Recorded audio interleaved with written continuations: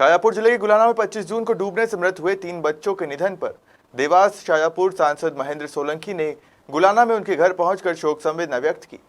सांसद सोलंकी ने 3 बच्चे अरमान पिता किशोर, ज्योति व वंदना पिता विक्रम सिंह के परिजनों से मिलकर शोक व्यक्त किया और शोकाकुल परिवार को ढांढस बंधाया। इस दौरान सांसद सोलंकी ने कांग्रेस पर निशाना साधते हुए कहा कि कांग्रेस के पास कोई मुद्दा नहीं है।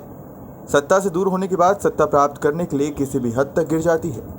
उनके पास कोई मुद्दा बचा नहीं है, इसलिए केवल महंगाई का रोना रोककर लोगों को गुमराह करने की कोशिश कर रहे हैं। जबकि नरेंद्र मोदी के शासनकाल में उनके नेतृत्व में इस देश में जो बड़े बड़े काम हो रहे हैं, उन कामों की ओर से कांग्रेस लोगों का ध्यान हटाना चाहती है।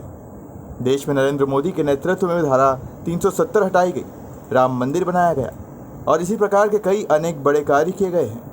वहीं ज्योतिरादित्य सिंधिया को लेकर कहा कि अब इस देश के कैबिनेट मिनिस्टर हैं। इस प्रकार की बात इस बात को दर्शाती है कि वास्तव में सिंधिया का कितना अपमान कांग्रेस की सरकार और कांग्रेस के लोग मध्य प्रदेश में कर रहे थे। आज भी बिना काम के वो सिंधिया के पीछे पड़े रहते हैं।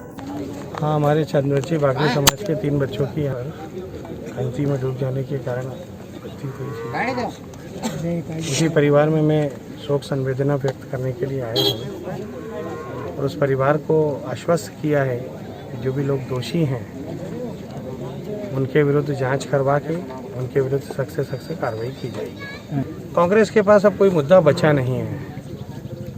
कांग्रेस सत्ता से दूर होने के बाद सत्ता प्राप्त करने के लिए किसी भी हद तक गिर जाती है। उनके पास अब कोई मुद्दा बचा नहीं है, इसलिए वो केवल महंगाई का रोना रोकर लोगों को गुमराह करने की कोशिश कर रहे हैं। जबकि नरेंद्र मोदी जी के शासनकाल में उनके नेतृत्व में इस देश में जो बड़े बड़े काम हो रहे हैं, उन कामों की ओर से कांग्रेस लोगों का ध्यान हटाना चाहती है।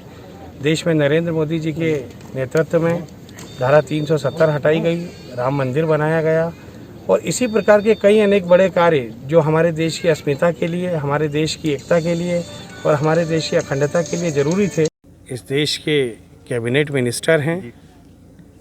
इस प्रकार की बात इस बात को दर्शाती है कि वास्तव में सिंधिया जी का कितना अपमान कांग्रेस की सरकार और कांग्रेस के लोग मध्य प्रदेश में कर रहे थे।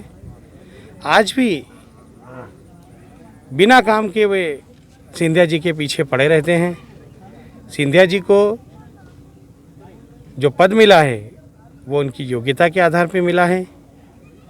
उन्हें देश की सेवा करने के लिए पद मिला है और कैबिनेट मिनिस्टर के पद को यदि कोई व्यक्ति लॉलीपॉप कहता है तो इससे आपको उनकी मानसिकता का पता चलता है। ये एक छोटी मानसिकता का परिचायक है कि यदि कोई व्यक्ति देश के कैबिनेट मंत्री पद की शपथ लेता है उसे वो लॉलीपॉप बोले।